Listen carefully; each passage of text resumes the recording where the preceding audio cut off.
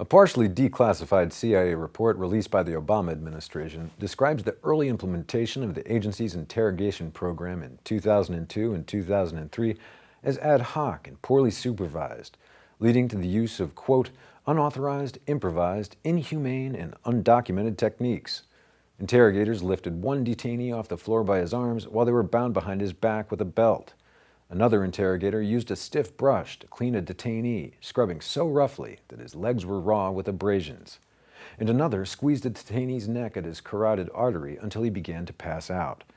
The report says authorized techniques such as waterboarding were applied in a manner that exceeded the language of Justice Department memos that authorized their use.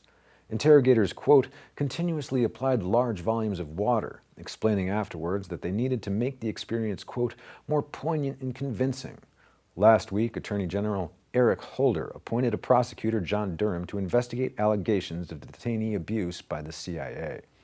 But the investigation has triggered immediate criticism from human rights advocates who say Prosecutor John Durham's limited mandate of roughly a dozen cases does not go far enough.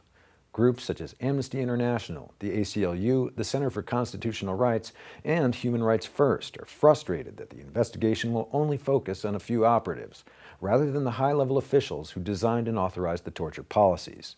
Claire Algar, executive director of Reprieve, a charity that has defended more than 30 detainees, said, quote, rather than creating low-level scapegoats, any prosecution should reveal that the criminal acts described in these memos were ordered by those at the very top of the CIA and Bush administration.